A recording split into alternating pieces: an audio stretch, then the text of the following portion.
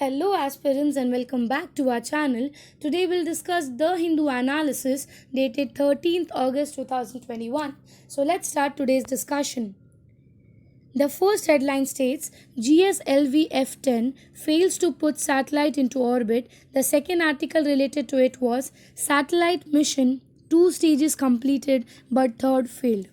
सो अगर इसकी हिस्ट्री की बात करें, थोड़ा बैकग्राउंड की बात करें, इसरो ने ये थर्सडे को सैटेलाइट लॉन्च किया था, जिसमें ये देखा जाए, अगर हम सैटेलाइट का नाम बताएं या रॉकेट का नाम बताएं, GSLV-EO03, ठीक है, GSLV-EOS03 वो हमारे रॉकेट का नाम था, जो कि लॉन्च किया गया था फ्रॉम श्रीहरिकोटा से लॉन्च किया गया था.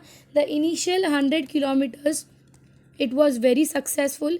Initial 100 किलोमीटर्स में it was going very smoothly. After 100 kilometres जहाँ पर हमारा सीरियोजेनिक जो है वो अपर पार्ट जो है रॉकेट का वो अलग होकर टुवर्ड्स द ऑर्बिट पुश होने वाला था, वहाँ पे कहीं ना कहीं इट फेल्ड, वो वहाँ पे सक्सेसफुली नहीं हो पाया. सो ये चीज़ अकॉर्डिंग टू द एनालिसिस ये चीज़ बोला गया था कि अर्थ से ऑलमोस्ट 139 एल्टीट्यूड पर हमारा जो ऊपर का सीरियोजेनेटिक पार्ट था या फिर जो अपर पार्ट था ऑर्बिट का, वो अलग होकर ऑर्बिट की तरफ जाने वाला था at the altitude of 139, but कहीं ना कहीं इट फेल्ड.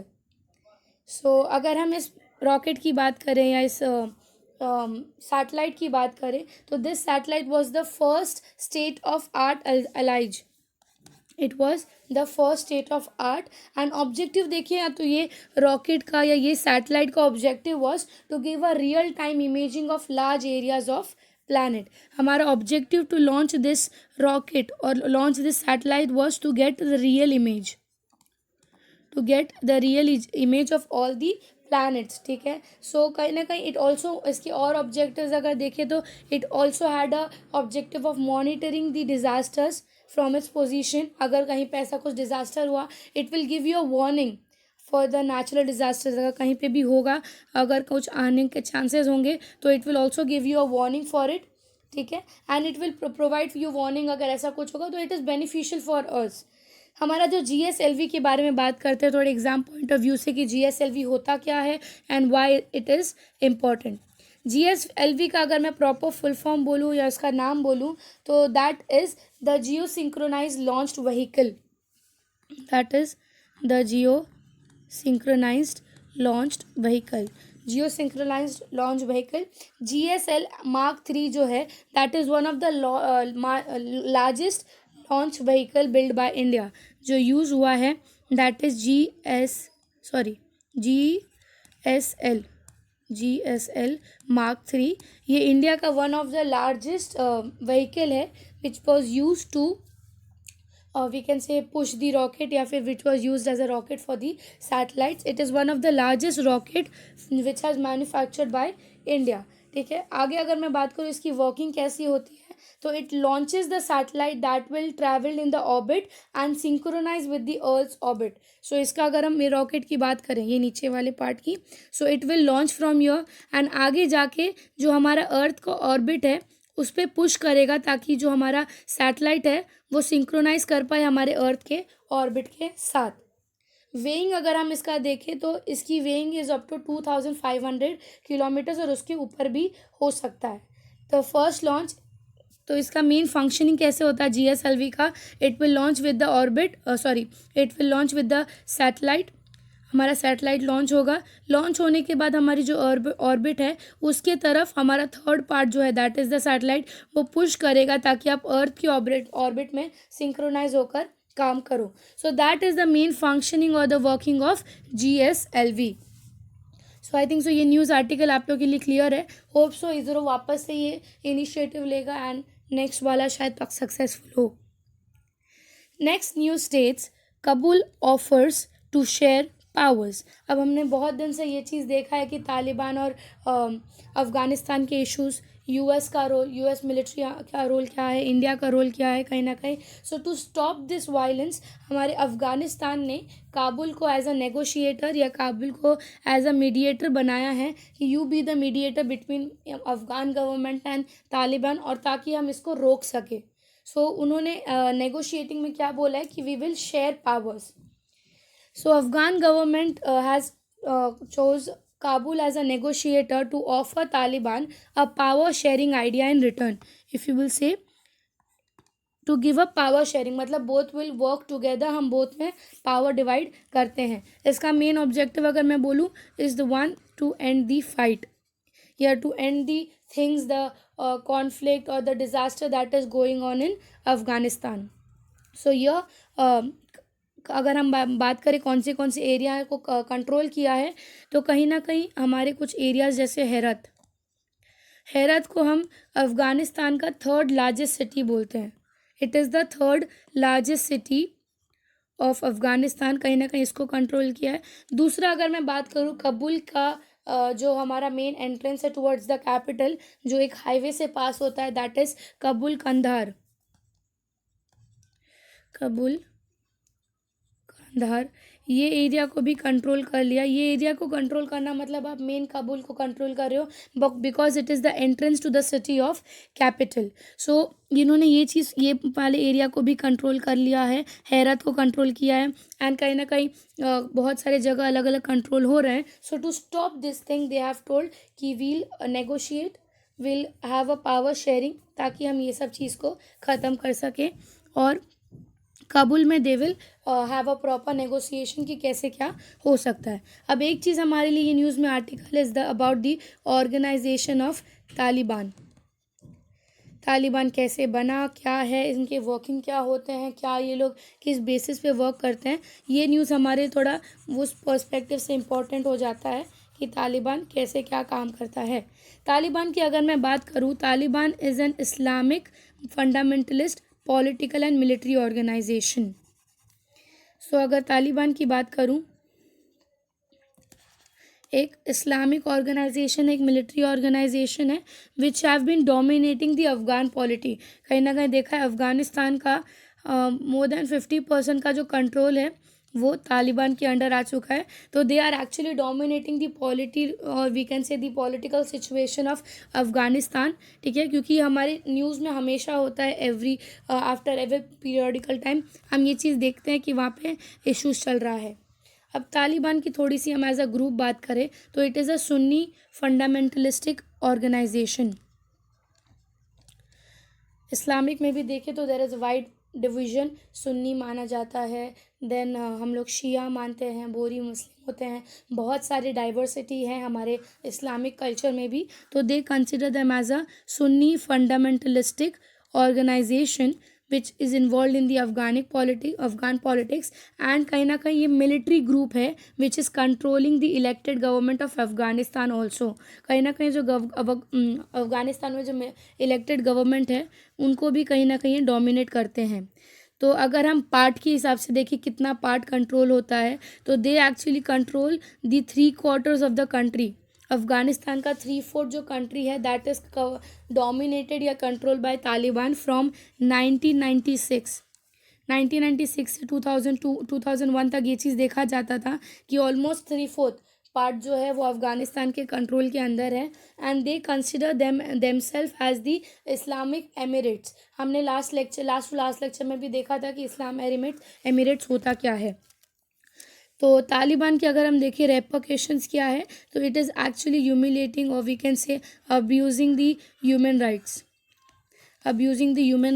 करेंटली अगर हम देखें, करेंटली इनका हेड कौन है, तो current head is Hibatullah Akhundzada. Hibatullah Akhundzada, he is the current head of Taliban. And जो ओरिजिनेटिंग अगर देखें कि हु फाउंडेड दिस तालिबान, तो that was Mullah Omar. Mullah Omar was the person who founded this Taliban in 2000. Proper as an 2000 में नहीं, हमारे मेन फाउंडर ये हैं. इनका डेथ वाज इन 2013 में इनको मारा गया. ये ऑर्गेनाइजेशन जो है ये खुद को एक इस्लामिक एमिरेट्स ऑफ अफगानिस्तान मानते हैं, जिनको हम तालिबान भी बोलते हैं. So that was about the organization. Origin की बात करें तो there was a revolution in Afghanistan जिसको हम सौर रिवॉल्यूशन भी बोलते हैं, विच हैपेंड इन 1978. 27 अप्रैल 1978 को ये एक रिवॉल्यूशन हुआ था, जिसके रेपरकशंस में, जिसके रिजल्ट में कम्युनिस्ट पार्टी फॉर्म हुई थी. तो the government introduce many reforms for modernization and hence it was too radical by some. So out of this thing, government के इस चीज़ को अपोज करने के लिए वो लोग ने एज एन ऑर्गेनाइजेशन फॉर्म किया, और जिसका आज हम सिचुएशन देख रहे हैं कि अफ़गानिस्तान का क्या हालत हुआ है. Initially when they came into power, the people of Afghanistan generally welcome Taliban, because उनको लगा कि they are working for them. वो लोग को लगा कि गवर्नमेंट के अगेंस्ट जाके they are working for them, so they welcome them. But कहीं ना कहीं धीरे धीरे ये चीज़ देखा गया कि उनके स्ट्रैटेजी चेंज होने लगे. They came to a bloody civil wars. ठीक है. सो तालिबान ने जो अपने प्रोमिसेस दिए थे to restore peace and property, वो कहीं ना कहीं इन्फोर्स किया, बस to some part of the countries. But आगे जब Afghan was tired by fighting with the Soviet Union and मुजाहिदीन, यूएसएसआर और मुजाहिदीन के बीच का जब कॉन्फ्लिक्ट चल रहा था, so that time they welcomed Taliban to successfully weed out the corruption and remove this lawlessness. So Taliban introduced the interpretation of Islamic law, which meant that their rights were suspended for people, especially for women and children. मैंने जैसे ही बोला Taliban consider themselves as emirates of Afghanistan, so कहीं ना कहीं it actually we can say abuses या violates the rules या फिर the rights of womens and children. Proper strict अगर रेगुलेशन के वजह से, तो ये सब की वजह से हमारे वहाँ के पॉपुलेशन बहुत ज़्यादा अफेक्ट हुए हैं. तालिबान की अगर मैं बात करूँ, तालिबान के इंटरनेशनल रिलेशंस में देखूँ, सो कहीं ना कहीं पाकिस्तान हुआ, फिर हमारा यूएई हो गया, सऊदी अरेबिया हो गया, इनके नाम हमेशा जुड़ते हैं विथ तालिबान. फिर आफ्टर द 9/11 अटैक जो यूएस में हुआ था, जो कि तालिबान ने करवाया था, after that they we can say accepted that thing कि it was done by them. Taliban ने अपना फोकस हटा लिया ग्लोबली, क्योंकि कहीं ना कहीं तालिबान या फिर उनके मेंबर्स को भी वो चीज़ सफ़र करना पड़ा, जबकि यूएस मिलिट्री ने बैक अटैक किया अफगानिस्तान में towards Taliban. So it was accused of sheltering Osama bin Laden and al Qaeda, who were blamed for 1911 के अगर हम मास्टर प्लान्स देखें तो ओसामा बिन लादेन थे. और दूसरा अगर मैं बात करूं तो अलकायदा के बारे में भी हम आगे देखेंगे क्या होता है. तो ये सब ऑर्गेनाइजेशंस थे जिन्होंने कहीं ना कहीं 9/11 का रीजंस थे या 9/11 का काम करवाया था. तो उस पर्सपेक्टिव से हमें जानना ज़रूरी था थोड़ा तालिबान होता क्या है, कब फॉर्म हुआ, हु वाज द हेड, और अभी करेंटली कौन है. So we'll move to the next news. Next news states, stop drawing Sri Salam waters, says Telangana. अब ये न्यूज़ क्या है, तेलंगाना और हमारे दूसरे स्टेट दैट इज़ आंध्र प्रदेश, तेलंगाना और आंध्र प्रदेश के बीच में ये कॉन्फ्लिक्ट हो रहा है. स्टेटिंग दैट तेलंगाना ये बोलते हैं कि आंध्र प्रदेश जो है वो अपने कुछ प्रोजेक्ट्स के थ्रू हमारा जो कृष्णा रिवर है वहाँ से इलीगल वाटर शेयरिंग कर रहे हैं. ठीक है, हम देखेंगे क्या क्या प्रोजेक्ट है.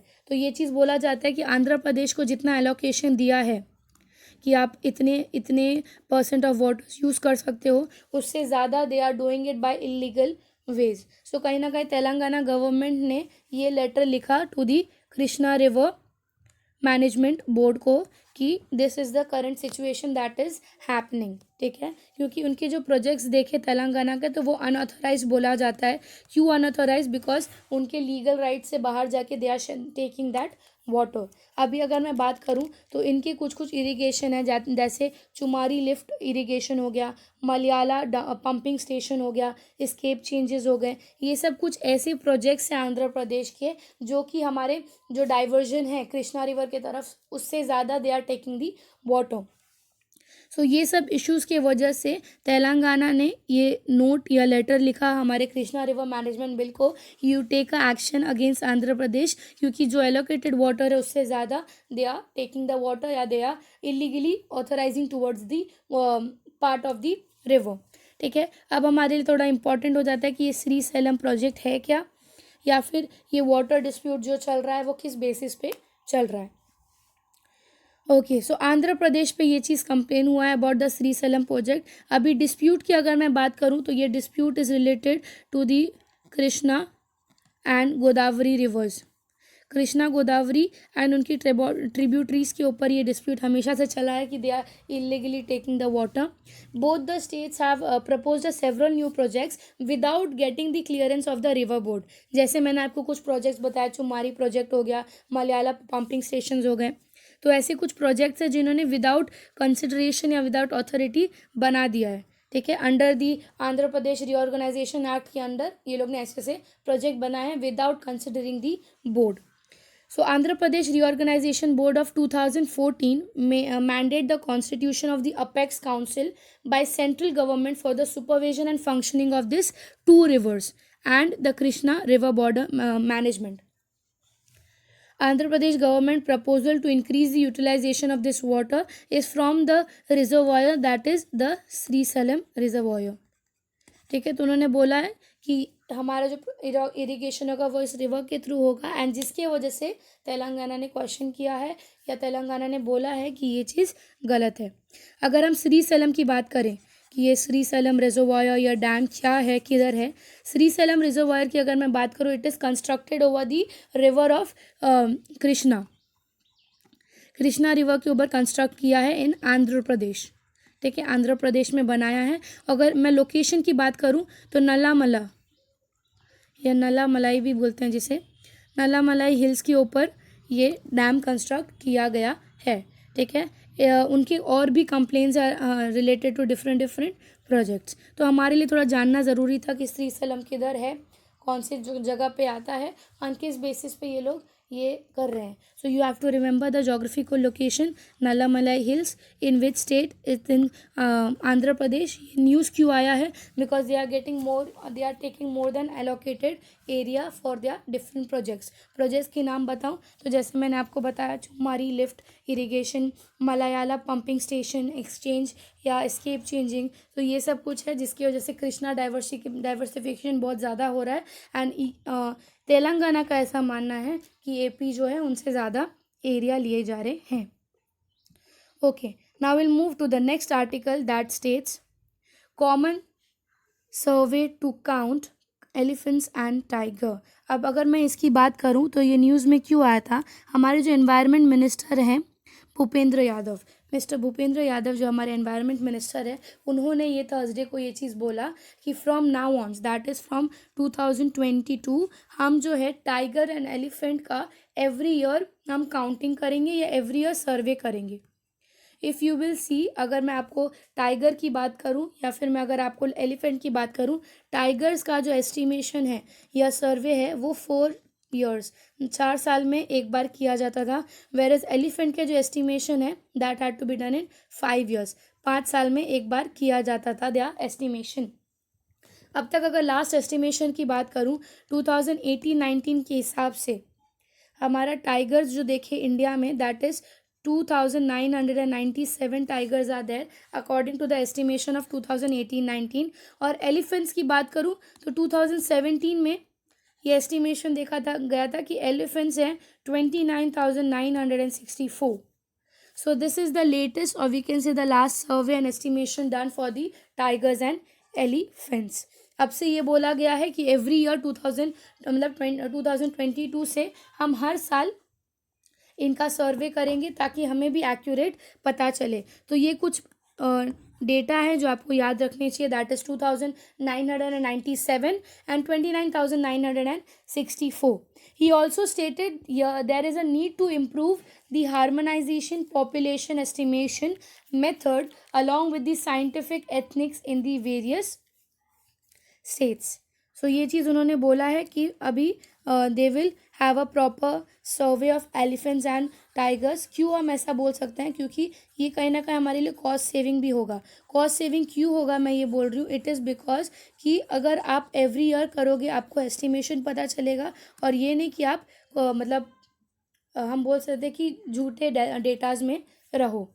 तो यूनियन मिनिस्टर ने ये चीज़ बोला गया था कि एक एवरेज अगर हम देखें 23 स्टेट्स में से 20 आउट ऑफ हमारे total states and union territories 23 states हैं जो हमको इन टोटल 27,312 एलिफेंट्स का सर्वे देता है या एनालिटिक देता है. Out of this number that was 29,964 964 में से हमारा 23 स्टेट्स हमें इतना लार्ज नंबर देता है।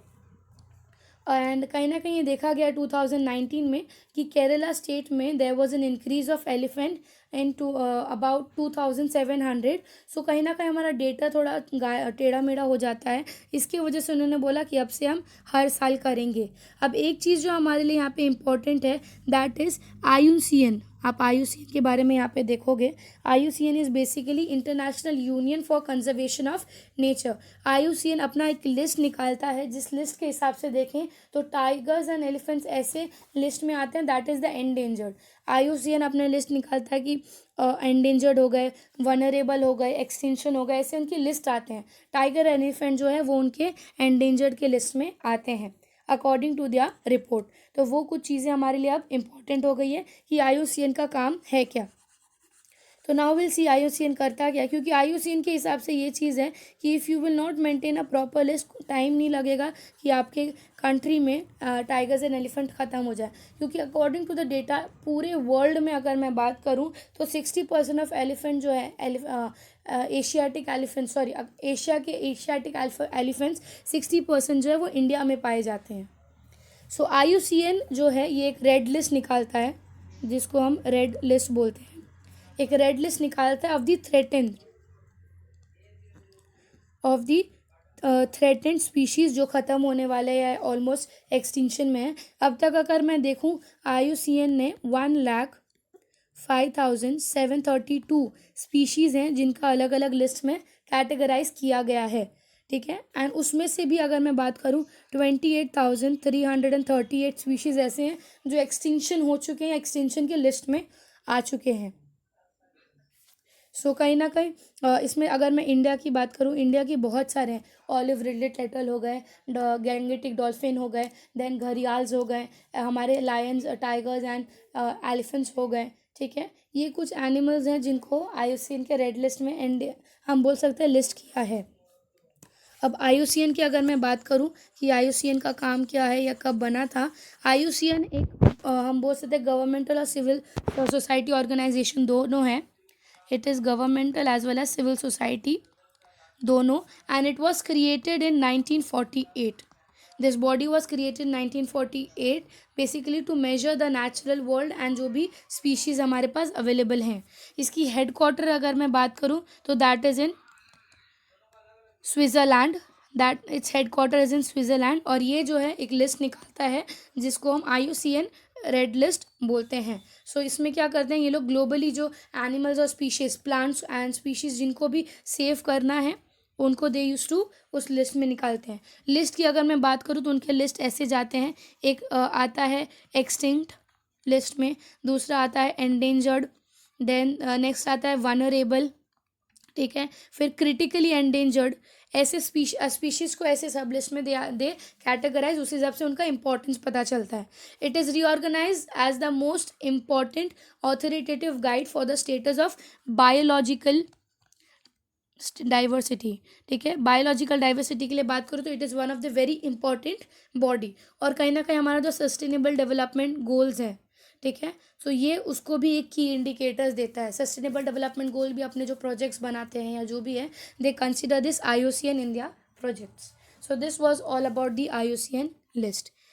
Now will move to the next news that is wild fire ranges as Algeria marks the day of morning.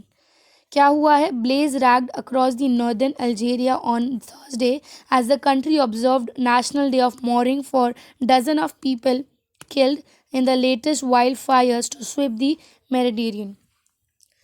तो यहाँ चीज़ नोटिस किया, अल्जीरिया में बुश फायर या वाइल्ड फायर हुआ था which actually harmed the large number of people. If you will see the grip of devastating fire since Monday that it claimed 69 lives, 41 civilians and 28 soldiers were hurt, and we can say fire में they are somehow injured या death list भी हम बोल सकते हैं। सो अब ये news हमारे लिए इम्पॉर्टेंट हो जाता है with the perspective of forest fire. Forest fire होता क्या है, क्यों एक बड़ा कंसर्न है। फॉरेस्ट फायर की अगर मैं बात करूँ तो it is also known as vegetation fire और वाइल्ड फायर। यूजुअली हम नोटिस करते हैं ऑस्ट्रेलिया हो गया, साउथ अफ्रीका हो गया, इंडिया में भी बहुत हद तक ये आजकल होने लगा है, ठीक है। इंडिया की मैं बात करूँ तो हिमाचल प्रदेश में नोटिस किया है, और ऑस्ट्रेलिया में देखें तो बुश फायर बहुत यूजुअली होता है। It is described as an uncontrolled और unprescribed combustion of burning plants. क्यों होता है? इट बेसिकली हैपन्स जहाँ पे बहुत ज़्यादा वेजिटेशन है, due to the increase in heat temperature आग लग जाती है पेड़ों को, एंड बाय बर्निंग एक एक पेड़ करके वो पूरा एक एरिया जला देता है। ठीक है, जिसकी वजह से सिर्फ वो हमारा वेजिटेशन ख़राब नहीं होता, बट ये चीज़ भी देखा जाता है कि वहाँ पे जो एनिमल्स हैं वो बहुत ज़्यादा इफ़ेक्ट होते हैं, बहुत ज़्यादा हाई नंबर में उनका डेथ रेट भी चला जाता है। So it basically happens in forest, grassland, then bush areas that consumes the natural fuel. ठीक है। Forest fires can be initiated by human actions such as land clearing, extreme drought. इसको हम man made और natural दोनों में आ सकता है ये चीज़। मैन मेड में अगर हम देखें तो फॉरेस्ट क्लियरिंग के लिए हम कर सकते हैं। नेचुरल में देखें तो due to the increase of temperature, the increase in wind हम बोल सकते हैं, टोपोग्राफी, ये सब एक चैलेंज या फिर ये सब एक एलिमेंट बनता है बुश फायर के लिए। इसकी कुछ इंस्टेंसेस बात करें जो कि 2021 में हुआ था, जैसे इंडिया की अगर मैं बात करूँ, हिमाचल प्रदेश, उत्तराखंड, नागालैंड, मणिपुर बॉर्डर, यहाँ सब पे बुश फायर के इंसिडेंट्स हुए हैं इन दिस ईयर ऑफ 2021। हमारा जो सिंपली पाल नेशनल पार्क है विच इज़ इन ओडिशा, वहाँ पे भी फेब एंड मार्च के बीच में ये बुश फायर देखा गया था ओडिशा में। देन रीसेंट फायर्स में अगर और मैं बात करूँ, मध्य प्रदेश में हमारा बंधवगढ़ फॉरेस्ट रिजर्व है, वहाँ पर देखा गया। एशियाटिक लायंस और हमारे जो ग्रेट इंडियन बस्टर्ड जहाँ गुजरात में पाए जाते हैं, वहाँ पर भी बुश फायर के केसेस हुए थे in this year only. Vulnerability की अगर मैं बात करूँ, 21.67% of the square kilometer of country's geographical area is identified as forest according to the Indian State of Forest Report। ठीक है, इंडिया की अगर मैं बात करूँ, ट्री कवर अगर मैं देखूँ तो इंडिया का ट्री कवर इज़ 2.89% जो है इंडिया का ट्री कवर है, जिसमें ये अलग अलग जगह पे फॉरेस्ट फायर्स होते हैं। फॉरेस्ट इन आसाम, मिज़ोरम, त्रिपुरा, यहाँ पर एक्सट्रीमली प्रोन एरियाज़ हैं जहाँ पर फॉरेस्ट फायर कभी भी हो सकते हैं। State with the largest forest area अगर मैं बात करूँ जो बहुत ज़्यादा प्रोन है, that is Andhra Pradesh, Manipur, then Meghalaya. ठीक है, आंध्र प्रदेश, मणिपुर, मेघालय, महाराष्ट्र, बिहार, ये सब जगह है जहाँ पर कंटिन्यूसली हम बोल सकते हैं very prone to such areas. As per the 2020-21 report, western Maharashtra हो गया, सदर्न छत्तीसगढ़ हो गया, ये सब को हम एक्सट्रीमली प्रोन एरियाज में डालते हैं, when it comes to wild fire या फिर bush fire. Causes of fire अगर मैं बोलूँ तो एक ह्यूमन कॉजेज़ भी हो सकते हैं। दूसरे कॉजेज़ बोलूँ तो that is because of the environment, the topography, the heat temperature, the wind का स्पीड क्या है। ठीक है, वर्ल्ड की अगर मैं बात करूँ तो ये फायर्स आप अमेज़ॉन में देखोगे, ऑस्ट्रेलिया में 2 साल से कंटिन्यूसली ये फायर हुआ जा रहा है, जो कि सिर्फ ये नहीं कि कुछ घंटों का है, पर बहुत दिन तक चलता है। कम से कम इट टेक 7 to 8 आवर्स में भी ये बुश फायर चलता रहता है, जिसकी वजह से लास्ट ईयर हमने देखा था कोला एनिमल्स, बहुत सारे एनिमल्स है हमारे ऑस्ट्रेलिया के जो बहुत सीवियरली अफेक्ट हुए थे because of this forest fire. हमारा वेजिटेशन ख़राब हो जाता है, फॉरेस्ट कवर पूरा तरह ख़राब हो जाता है, flora and fauna of that particular area destroy हो जाता है। So this are some of the हम बोल सकते हैं repercussions as result of this bush fire. So I hope so ये